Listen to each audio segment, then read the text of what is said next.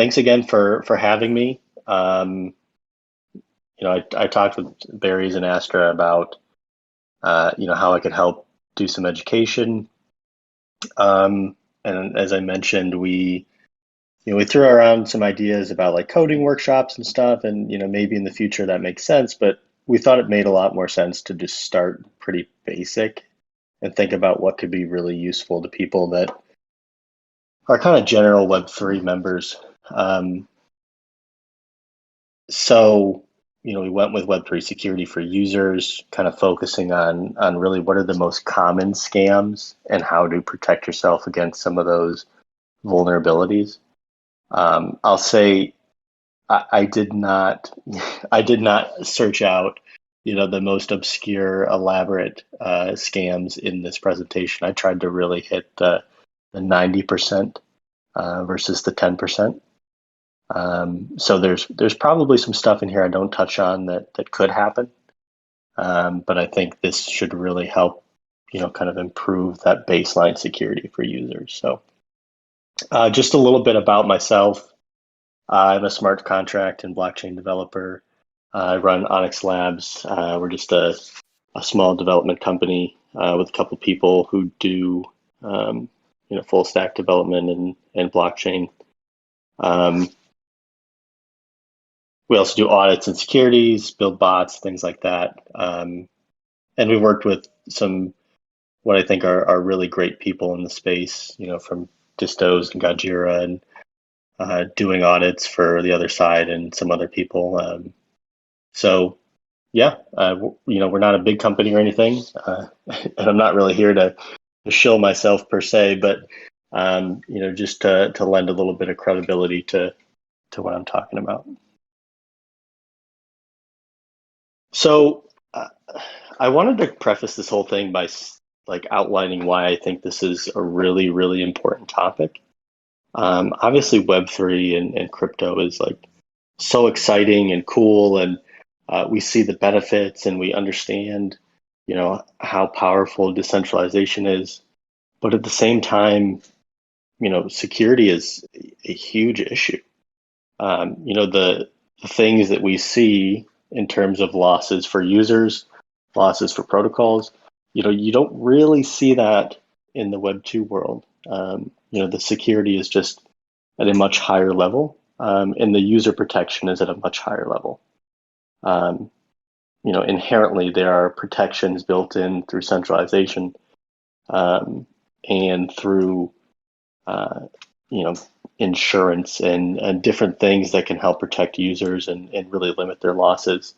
And those generally don't exist in Web3. So from my perspective, user security is probably the greatest threat to expansion. Yeah, it's not great when we see the news that a protocol lost, $400 million to a hack.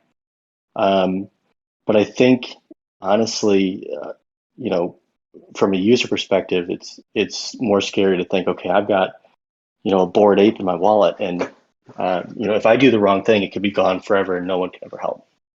And so I think solving some of those issues is really kind of uh, what will help bring us to the next phase of bringing in new users that maybe are not willing to accept that risk.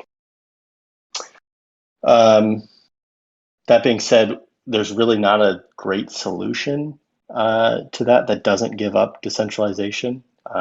Some people have come up with some clever things, building into smart contracts, flagging or retrieval services. You think about OpenSea, they'll flag things and make them untradeable. You think about like US dollar coin, they will blacklist, certain wallets. And those are all great to help limit, scammer outcomes, but either they don't help the original loser or the original owner that's at a loss, or they really, add in something that can go against the principle of decentralization. So really all we have right now, aside from some basic tools I'm going to show you at the end, is education and really careful execution. With the autonomy that we have, it comes down to users doing the right thing and really understanding what they're doing in order to protect themselves. So uh, at a high level, that's why I think this is important, and why I agreed to do this presentation. Before we really get into the content, I will mention I have a hard stop at the end of the hour. So I'm going to try and make it through everything. If I feel like I need to cut something out that maybe isn't the most important, I'll skip it. But if anybody does have questions, feel free to stop me, and we'll try to go through those without eating too much of our time. But I really think open discussion and dialogue can help a lot. And if we don't get to all the questions, put them in chat for sure, and I'll try to go through them afterwards and um, talk through it. And then, yeah, okay. All right, so the first, maybe half of this presentation really talks about the technical risks that exists in scams, because it's important to understand what's actually going on. And the first one I'm going to talk about is approvals, and that's really probably, I would estimate, about 90% of the risks that go on in kind of user-based security exploits. Really, it's all about approvals. And it's really not a hack. It's not an exploit. It's really just someone tricking the user into doing something that they don't actually want to do. When you think about like a malicious contract or a hack or a real exploit, that's really a protocol risk. It's not really a user risk. Certainly, there's some malicious contracts out there that may affect a user, but the vast majority of the security exploits for a user are approval based and are generally very simple. So if you don't know what an approval is, it's a part of most common token standards. So if you think about ERC 721, which is your NFT, or ERC 20, which is your fungible token, they are really a required aspect of both of those token standards. And what they're doing is they are telling the contract that the owner has given permission to either an external account or a contract to manage their tokens. So if you give an approval to OpenSea, you're saying for this contract, OpenSea can manage my tokens. You are giving them, from a technical standpoint, the ability to do whatever they want with it. Transfer it to any wallet, send it to burn, whatever they want. So from an attack vector standpoint, this is the most common. This is, if you see the term, wallet draining, this is almost always what it is that somebody has sent an approval and, given it to a malicious contract or user, and they're transferring out their assets. So there's really two ways this works with an NFT, but primarily what happens is it's called a set approval for all, and that's really granting permission for the entire collection that lives on that contract. So if you grant an approval for your Magma NFT, you're granting approval for all Magma NFTs in your wallet. There are single token approvals, but generally speaking, they're not used very frequently. And approvals are fine, right? Approvals are necessary. If you think about a marketplace, you have to have approvals in order to use a marketplace. If you want to stake a token in a contract, you have to have approvals in order to stake it. Really, anything you want to do in the world of NFTs and crypto that requires any sort of inter-contract interoperability, you have to have approvals. So the solution obviously is not just to not have approvals anymore, because then that that really limits the power of the blockchain, and that kind of makes it so that the magic that we have, and the true uh, the genius of interoperability with these contracts, doesn't exist anymore. So it's a necessary evil. Um, it's really about just managing those approvals, and understanding when you're giving it to them.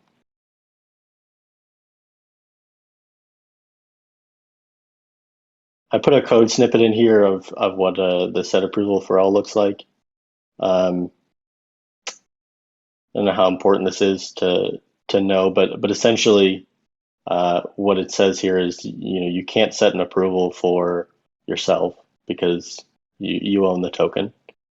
And then, oops, once you actually call that approval, it's telling for you, whoever you set as the operator is approved. Then when it goes to call the transfer function, it checks that approval and says, okay, yeah, that person is on the list.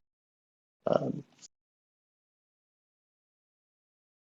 and from a fungible token standpoint, so your ERC20, your stable coins, your ApeCoin, your whatever coin you have, it works fairly similarly. It's a little different in that you actually generally can grant approval for a specific amount. So let's say you want to give somebody approval for 12 USDC, you can do that, or you can give them 10,000 USDC. When you're working with exchanges, you think about like Uniswap or SushiSwap or something like that. Generally, it's an unlimited approval, um, uh, and that means that they're going to have unlimited approval forever until you revoke it. So for things like that, it's probably fine. If you're less certain of how secure that contract really is, then I would suggest not doing an unlimited approval, and just approving what you think you're going to need. And again, with the fungible tokens, right? You must issue approvals in order to swap, spend, or stake a token. So.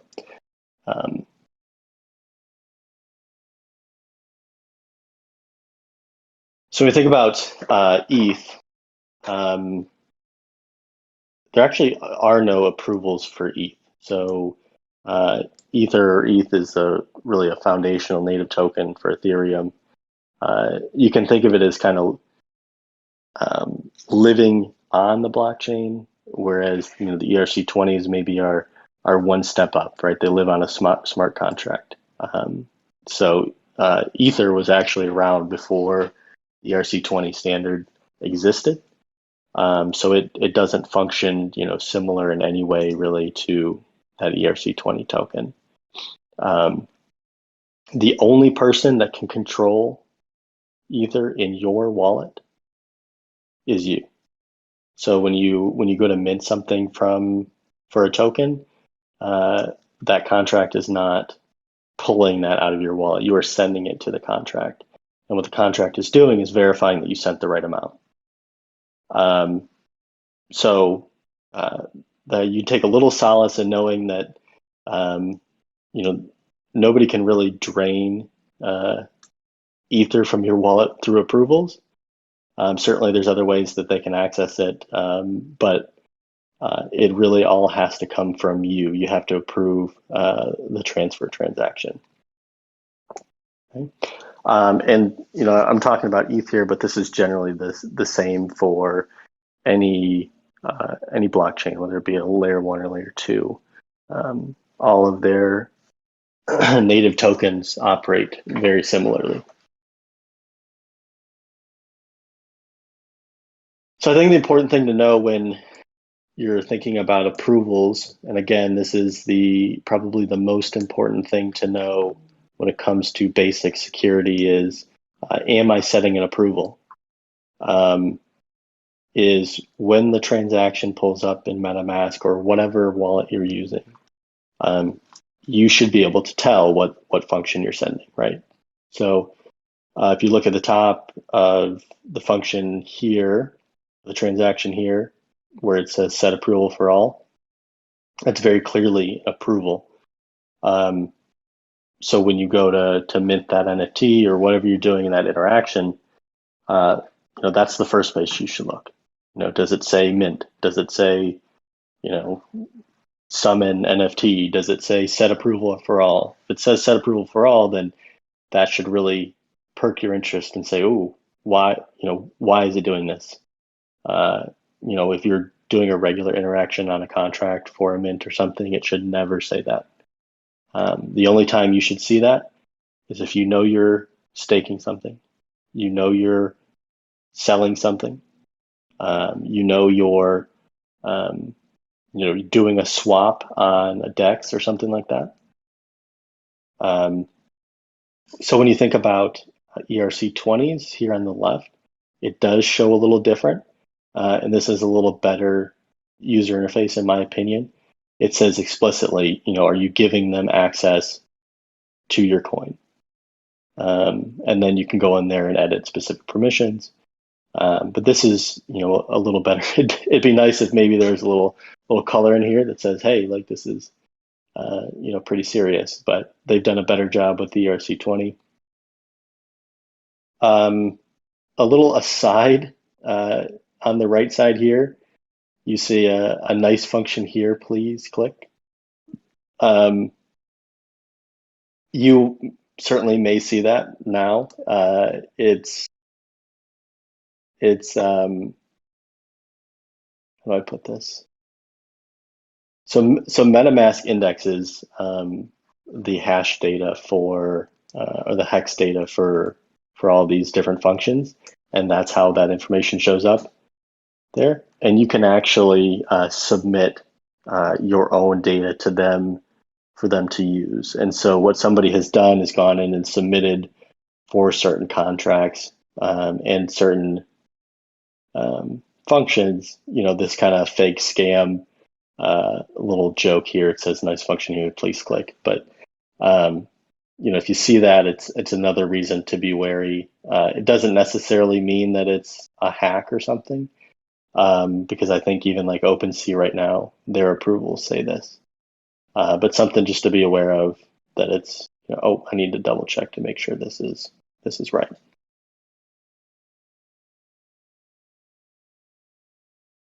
So when you think about trying to combat the risk associated with approvals, the probably most important thing is to always verify that function label before pressing send. You should always double check that you know what you're signing. And it's really, kind of as simple as that, because it should always show up there. And you should always make sure that if it says set approval for all, that's exactly what you want to do. And it's not, they're not tricking you into doing that. Particularly in this kind of free mint meta where everything's going crazy and people are minting stuff left and right all the time. You should mint from contract if possible, particularly if it's something that you don't trust. It's one of those free mints that's popped up and you're just, you're going after it. From the contract, they can't trick you into setting the wrong approval, because you actually have to call that specific function in order for it to do it. They can't embed it in another function. So if you mint from contract, it's impossible for them to scam you via the mint function, in terms of setting a malicious approval.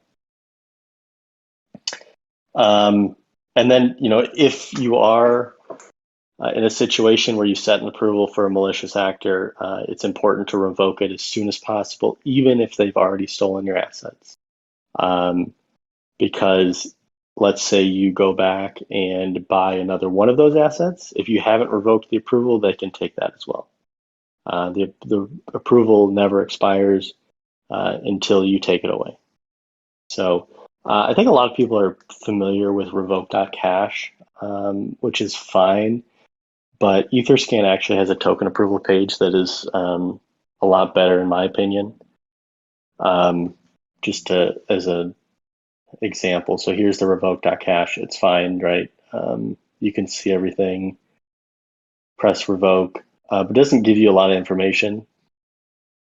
The Etherscan actually sorts it by age or last updated. So if you just signed something, you can come in here and say, okay, look, I see this is 37 minutes old. Okay, this is the one I want to revoke. Or oh, it's 30 days old. It's probably not the issue here. So.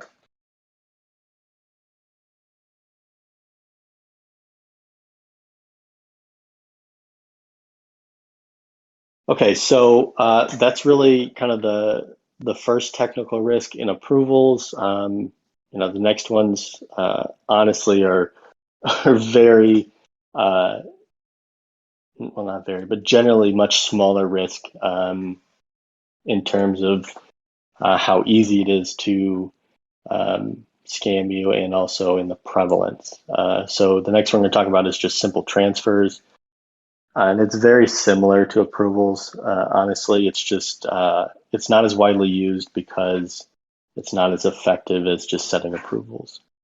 So, if somebody's looking to just scam you by transferring assets, all they're doing is querying your wallet, finding the most, the highest balance or the most expensive item, and then setting a transfer function out of your wallet. Um, this is more common with ETH because it's really the only way to steal the ETH, and fungible tokens. It's not as common with NFTs because, it's most NFTs, there's really not a good bulk transfer function. And so what they're going to look to do is get that approval, and then they can take everything. Whereas if they set up the transfer, um, they would have to use another contract in order to do the bulk transfer most of the time. So they can only steal one at a time, and they'd have to approve, get you to sign, 10 or 12 transactions to steal all of your NFTs.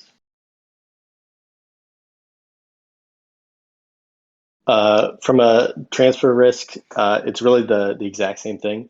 So if you look at the top of your MetaMask transaction, it's going to say transfer or send ETH or something along those lines. So you're always going to want to double check that label to know that you're signing what you're signing. Same thing with minting. It's really the same playbook from the website standpoint. But again, once the transaction is done, the risk is gone. If it's just a transfer out of your wallet, they haven't set any approvals. Really, the only thing you can do after that is disconnect your wallet from the website. And even that isn't honestly doing a whole lot, as long as you're not signing more transactions.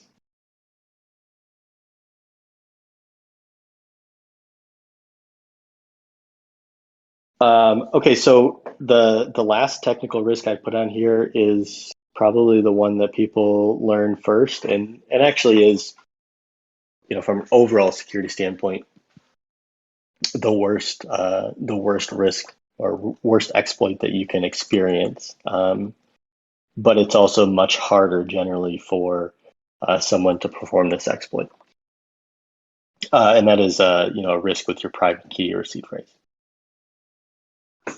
So just a quick synopsis on the difference. Private keys are individual to addresses or wallets. The seed phrase is more of a master key to all your wallets on a specific managed account. If you weren't aware, both of these can be accessed via MetaMask by simply entering your password. I did put an example of a private key here. There's nothing in this wallet, so feel free to use it if you want. The Then I did not show a secret recovery phrase because, well, if I do that, then you could access all of the addresses on that particular account that I had set up. So if you have an exploit or compromise of your private key, That gives the person who's obtained that or the hacker complete access to your account. Generally they're going to get access to this via social engineering or maybe a phishing campaign. Um, could be a malicious software or malware. Or if you simply, have your phone out and you left your MetaMask open or your computer is sitting somewhere and it's open, the person can come and take that key, assuming you have your password saved on your computer or something like that.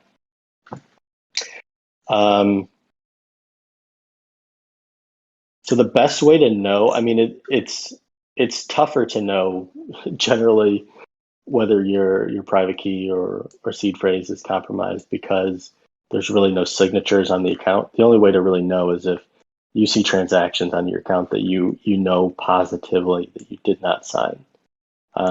So if people are transferring things out, if people are spending ETH or something, then that means likely that your private key is compromised. And if that happens, there's nothing that you can do. The only thing you can do is attempt to recover as many assets as you can by sending things out. There's a couple other security tactics with bots and things that can be used to try to block transfers, but really your only hope is to take what you can and then abandon the account because once that private key is compromised, it can't be changed, it can't be reset, and if the person has it, then they have unlimited access to the account. So when we think about private key risks, because they are harder to access, it's a little easier to secure them. Generally, if somebody's going to steal it from you, they're going to install something on your computer that is malicious, or they're going to try and DM you and get you to screen share or something like that. And as long as you're aware of what's going on, the risk is fairly minimal. So just generally speaking, you should be suspicious of people DMing you that you don't know. I suggest always closing your DMs as soon as you enter a server and not communicating with people if you can't really verify who they are. You should try to keep abreast of common social engineering tactics. So if there's a scam going around and there's information out there on it, it's important to stay current on what those are and what people are trying now.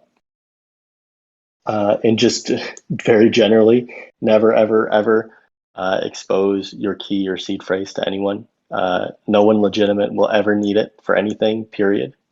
And anybody that asks you for it is simply trying to gain control of your account and your assets. There is no MetaMask support, there's no OpenSea support, there's no anyone trying to help you do anything that needs your seed phrase or private key, period. And then from a malware or malicious software standpoint, it's important to keep some current antivirus and malware protection on your computer. Seems like nowadays we don't hear as much about computer viruses as we did maybe 5 years or so ago, but it does happen. If you guys are familiar with Owl of Moistness, Cyberkongs and Axie Infinity developer, he had malware, I think about 6 months or so ago, and they got into his account and started transferring assets out. And so it can happen to anyone. So it's really important to make sure that you have something there that's protecting your computer. And then finally, that physical device risk, make sure if you're not by your computer or your phone, you have it locked and you don't have it so anyone can just come up and access your account and either enter access and sign transaction for you or go in and see your private key or seed phrase. Is it okay to connect to common Wi-Fi's when you're outside and using your MetaMask?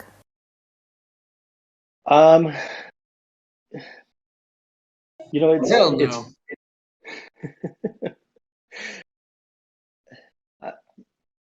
I think there's some risk there.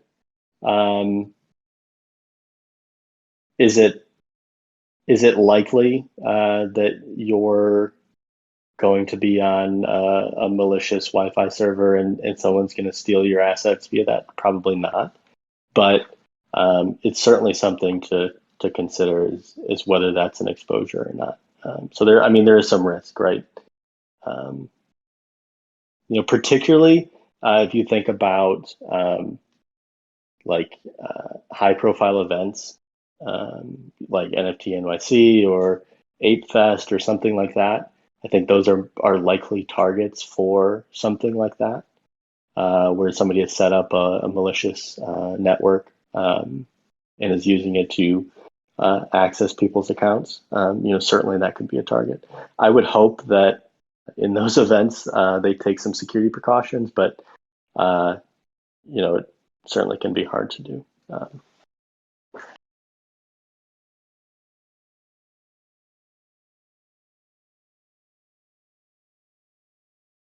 Okay, so slide 20. So that's really the technical risk that I wanted to cover. That probably is 95% of the user risk scams that are out there. Come from approvals, just simply transferring assets, or people trying to access your private keys. Like I mentioned, things like specially designed malicious contracts and different things like that. Generally speaking, it is targeted at a protocol, not targeted at users. Luckily, the standards are designed such that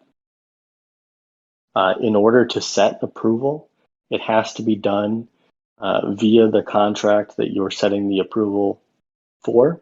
So like if you're setting an approval for your Magma assets, it has to be done on the Magma contract, and it has to be done by the user. It can't be done via another contract that queries or calls the Magma contract. So it is designed such that it's very difficult to hide an approval.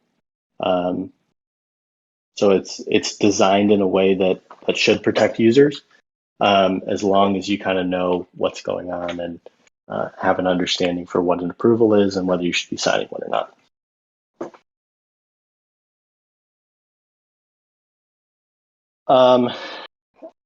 I want to talk a little bit about like actual scam tactics and again, I think fairly high level, but just some of the things that are out there that you might see that people experience. The first one, very simply, Discord and Twitter hacks. People are looking to gain access, particularly to high-profile Discord and Twitter accounts. Whether it's via social engineering, maybe unsecure bots, or some other means like a compromised employee or something at the platform. I'll say a vast majority of the hacks are via social engineering with people that either don't have two-factor authentication set up or somehow are easily tricked into providing something to the hacker, such as a token or a password. So yeah, I mean, everybody should be pretty familiar with this. I mean, if they get access, they're going to just send a malicious link in a major announcement channel, whether it's saying there's a fake mint or something like that. And generally, I mean, they're approval scams or maybe a send ether scam. But it's kind of using the same technical risk, but via the Discord platform. And just, how to combat this is really easy.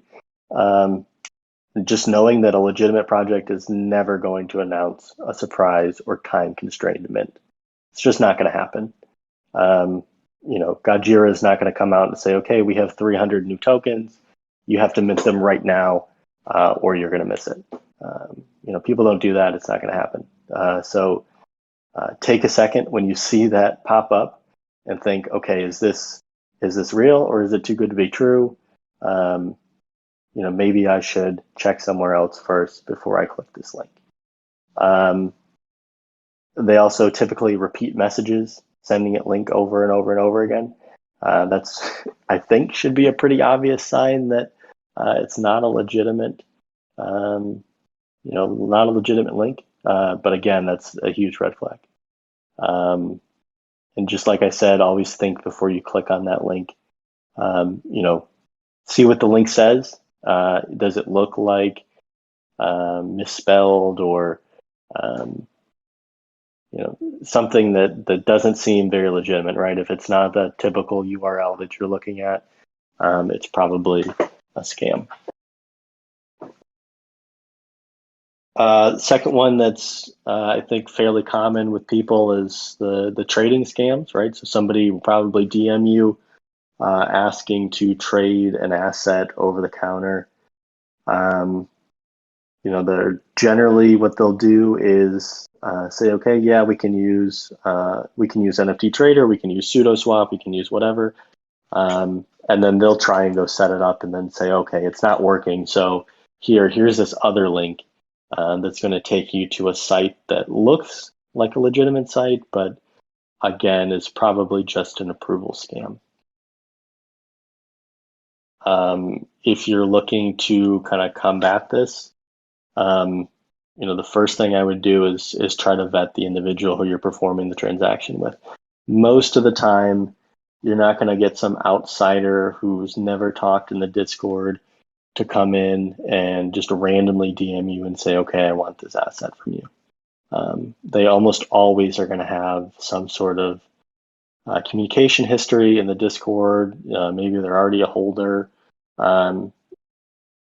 It's very unlikely that you get some just random person that you've never seen or heard of before and nobody knows. So that's really what my first step would be. The second one is just make sure you're using a legitimate swap site such as NFT Trader or SudoSwap. Neither of them require you to send links to anyone. I know NFT Trader has just like a general address account-based system now. And then I think SudoSwap has like a verification code that they use for all their swaps. So in neither of those situations should you have to click on any links. You go directly to their site and connect, or either put in the verification code. And it should take you to a legitimate swap if it exists. Okay, slide 23. This is a fairly new one, I think, that's been going around. It's kind of similar to like the 90s and early 2000s, like the Prince scams, where they say, "Oh, my funds are stuck overseas, and I need you to send, $3,000 to help me get it out, and I'll send you back 6,000." Right? So a user is gonna probably DM you and say, "Oh, my funds are stuck in my wallet. I don't have any ETH to send it out. If you want to put in some ETH, you can transfer it out yourself and help me gain access to it." Then they even provide the private key for that account, so you could go access it yourself.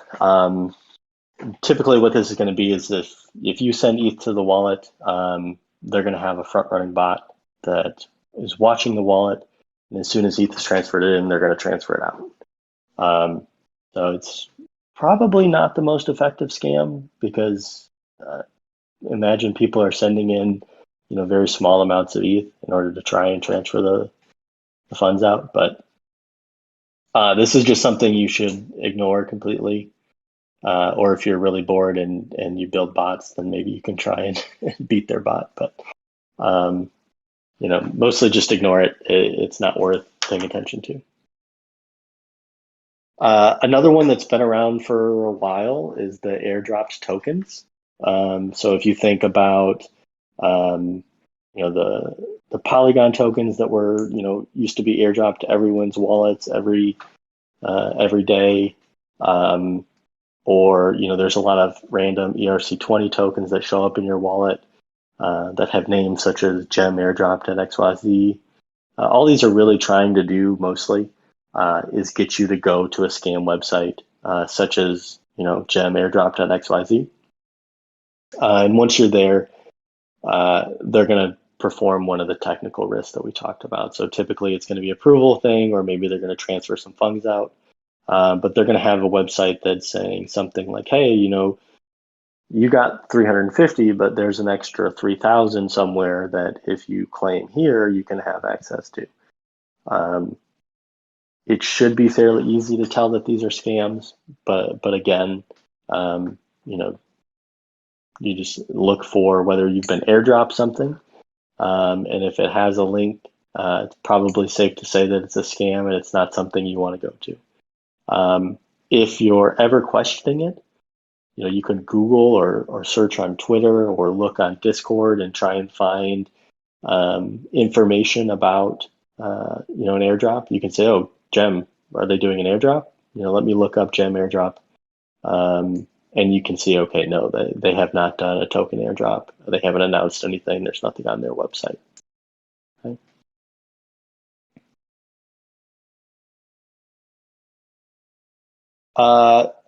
The last scam that I put on here, I haven't really seen yet, but I think it makes sense that it would be coming. And that'd be to be on the lookout for OpenSea scam emails. I think there have been some in the past, but not very pervasive. But there was recently a data breach from OpenSea where all user emails were exposed. So it's only a matter of time until there's significant phishing attempts, via that email list. My recommendation would be to ignore every email from OpenSea or claims to be from OpenSea. Mark them as junk, delete them, unsubscribe. I've never had an OpenSea email that I really thought was very useful. Generally, they're not going to send you anything that you really need to click on or look at. If there's an email you get from OpenSea and it's interesting, go to the website via the link that is good, and find the information on there. There's very little reason to click on any links in an OpenSea email, in my opinion.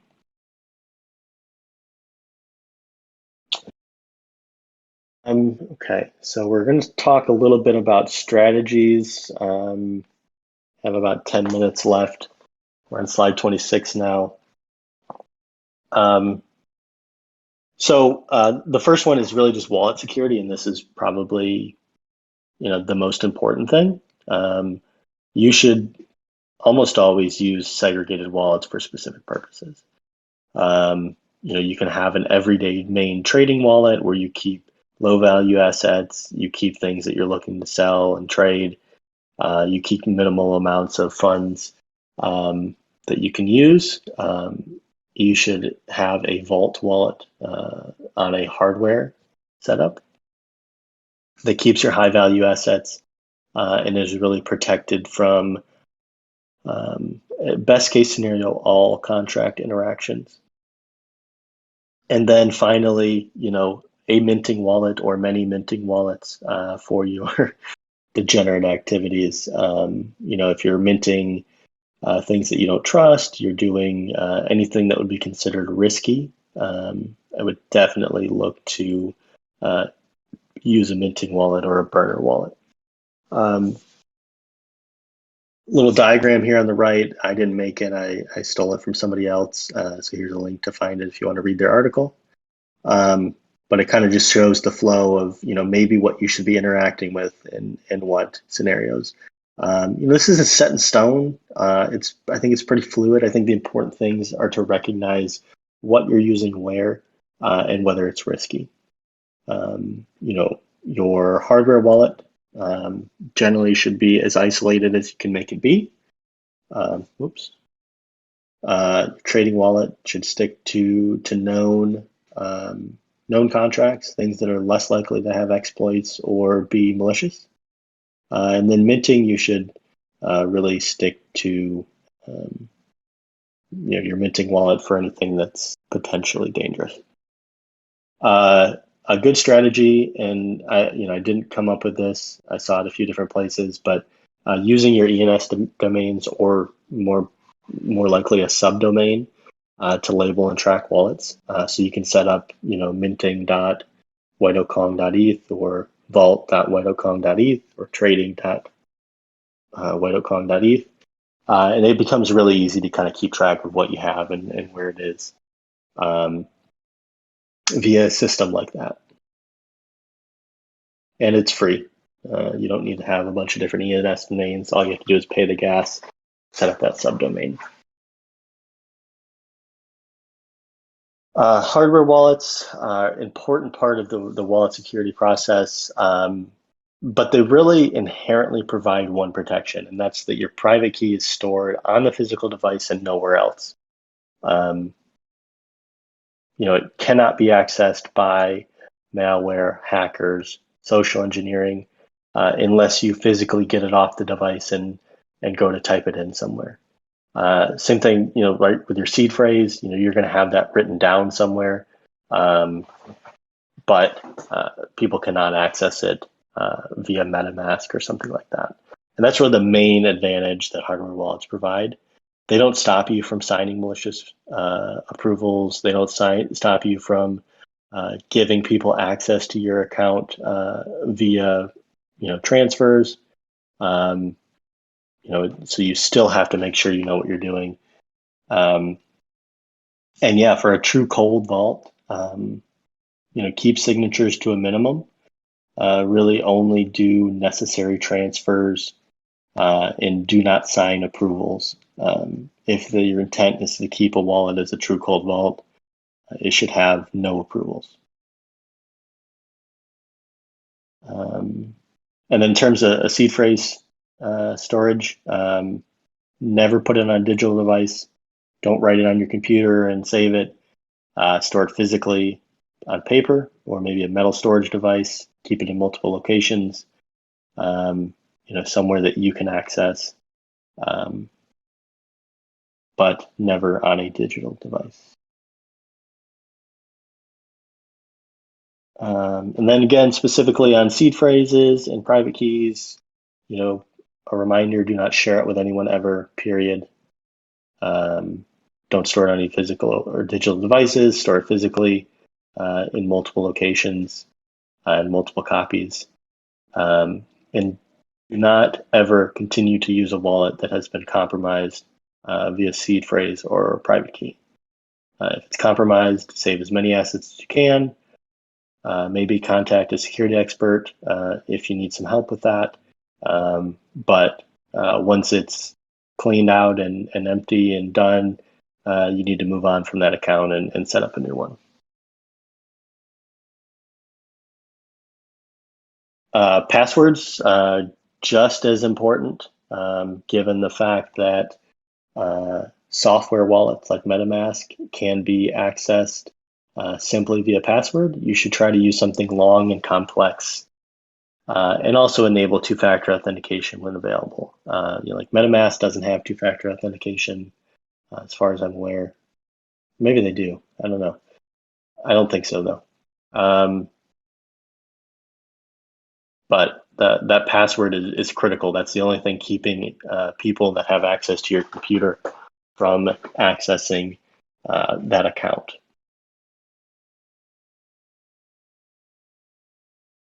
Avoiding phishing. This is one of the probably most common strategies is phishing in order to gain access to your account. Just do not ever click links without verifying their authenticity. Double check the domain names. Verify in official links on Discord or Twitter. Just don't click anything without knowing where you're going. Also, if you're Googling something, don't always trust the first link, particularly the promoted link. Certainly may be a malicious link. If it's a new NFT project, they're not going to have the same strength in their search results as maybe, Bored Ape or something like that. Close your DMs. If somebody needs to talk to you, they can send you a friend request, hit you up in a public channel, and you can start your communication that way. But you should not have your DMs open to the public. And if you do, you should be very careful on who you're communicating with and what you're allowing them to do or send you. And just generally speaking, if it seems too good to be true, it probably is. I know that's hard to say in the Web3 and NFT space, given looks rare, airdropped us all $10,000+, and have free NFTs going parabolic all the time. But generally speaking, if it's too good to be true, it probably is.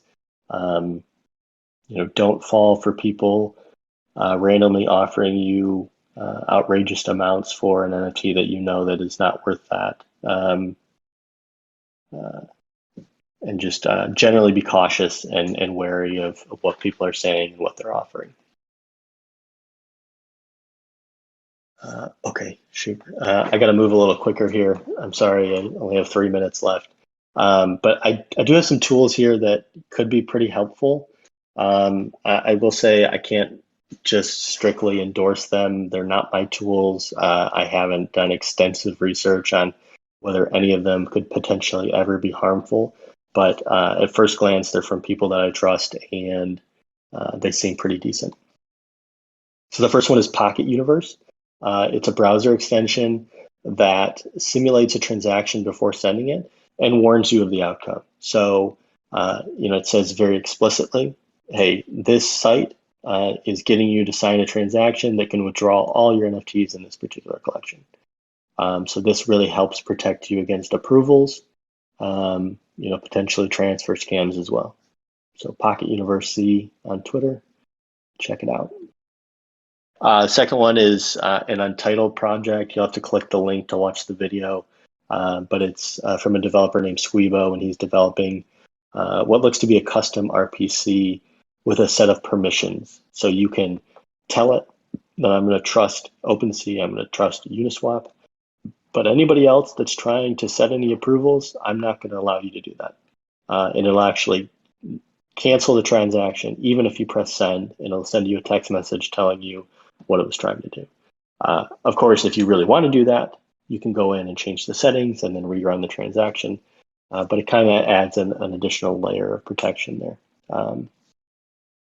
That's Untitled. He hasn't released it to the public, but something to look out for in the future, maybe a really, really nice tool. The next one is Mint Defense. Very similar to the Pocket Z in that it identifies likely scams and tells you ahead of time. Link is here. This one is not free. The Pocket Z is free, if I remember correctly.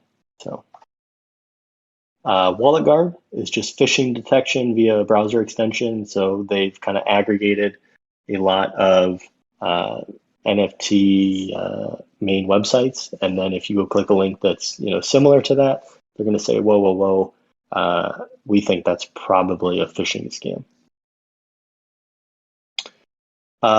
Then MetaMask actually has a built-in phishing detection. I've only seen it work once, and it was on a legitimate site, so I don't know how effective it is. But you should definitely go into security and privacy settings and make sure that's turned on. I will note that they are adding a warning for for approvals in an upcoming update. So we may see something like a red warning that comes up for approvals here in the near future, which would be great.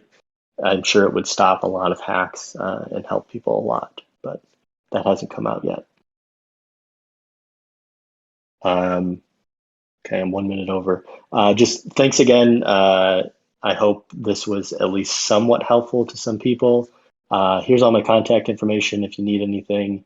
Obviously, I'm in the Discord, so we can chat there as well. Don't get rugged again like Pepe, or you may be working at McDonald's. Thank you so much. Yeah, of course. And I did hear, I'm not going to go through these, but here's some additional resources if you want to follow people on Twitter or look at different articles, they're here. And I will provide these slides to everybody.